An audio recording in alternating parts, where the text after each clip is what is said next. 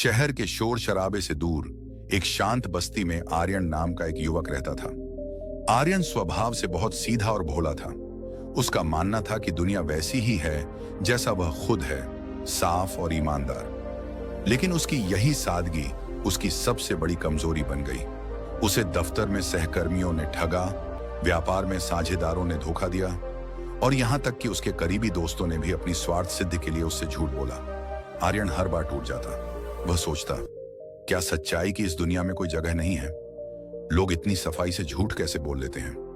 एक दिन निराशा के गहरे सागर में डूबे आर्यन ने सुना कि पहाड़ियों के ऊपर एक पुराने आश्रम में स्वामी सत्यानंद रहते हैं, जिनके बारे में कहा जाता है कि वे किसी की आंखों में देखकर उसके मन की बात जान लेते हैं। आर्यन ने तय किया कि वह उनसे झूठ पकड़ने की कला सीखेगा। लंबी यात्रा के बाद जब वह आश्रम पहुंचा तो स्वामी जी एक बरगद के पेड़ के नीचे शांत बैठे थे। आर्यन ने उनके चरण स्पर्श किए और अपनी व्यथा सुनाई। स्वामी जी, मैं थक गया हूं। लोग मुझसे झूठ बोलते हैं और मैं पहचान नहीं पाता। मुझे वह विद्या सिखाइए जिससे मैं झूठ को पकड़ सकूं। स्वामी जी मुस्कुराए और बोले, पुत्र, झूठ पकड़ने के लिए दूसरों को नहीं, पहले खुद को और प्रकृति के संकेतों को समझना पड़ जाता है। तुम यहाँ 1 महीने रुकोगे? स्वामी जी ने पहले सप्ताह आर्यन को केवल लोगों को चुपचाप देखने का काम दिया।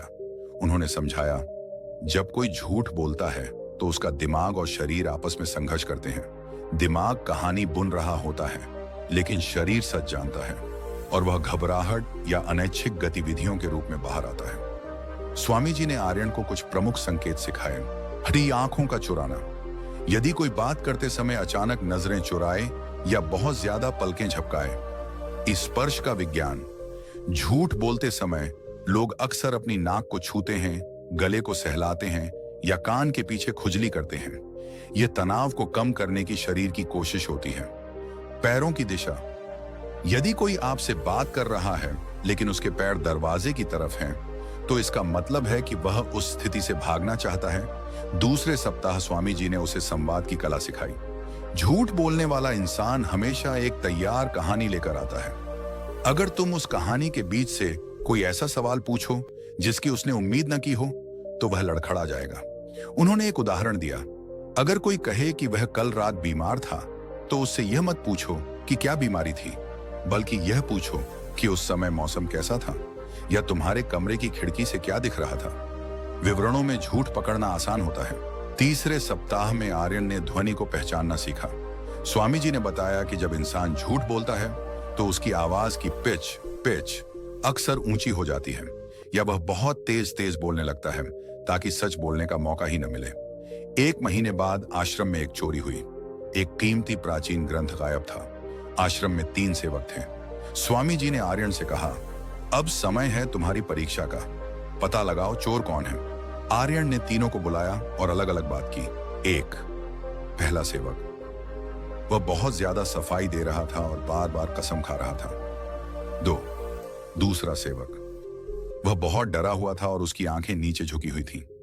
3, तीसरा सेवक, वह बहुत शांत था, लेकिन जब आर्यन ने उससे पूछा कि क्या आपने ग्रंथ को आखिरी बार कब देखा, तो उसने अपनी नाक छुई और उसका गला सूखने लगा। आर्यन ने स्वामी जी से कहा, चोर तीसरा सेवक है। स्वामी जी ने पूछा, कैसे?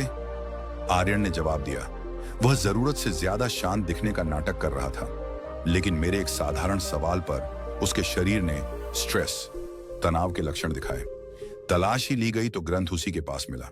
स्वामी जी ने आर्यन को विदा करते समय एक अंतिम और सबसे महत्वपूर्ण बात कही, पुत्र, अब तुम झूठ पकड़ना सीख गए हो, लेकिन याद रखना, दुनिया में सबसे खतरनाक झूठ वह है जो हम खुद से मना बोलते हैं। जब हम अपनी गलतियों पर पर्दा डालते हैं या अपनी अंतरात्मा की आवाज को अनसुना करते हैं, तो हम खुद को धोखा देते हैं। दूसरों का झूठ पकड़ने से पहले अपने अंदर झांकना और खुद के प्रति ईमानदार होना सीखो। आर्यन वापस शहर लौटा। अब वह पहले वाला भोला आर्यन नहीं था। वह लोगों के चेहरों के पीछे छिपे नकाबों को देख सकता था, लेकिन उसने इस कला का उपयोग दूसरों को नीचा दिखाने के लिए नहीं, बल्कि खुद को बचाने और सही लोगों के साथ संबंध बनाने के लिए किया। खानी से सीख। सच्चाई की राह कठिन हो सकती है, लेकिन वह आपको कभी भटकने नहीं देती। झूठ पकड़ना सिर्फ एक कला नहीं, बल्कि आत्म जागरूकता का एक स्तर है।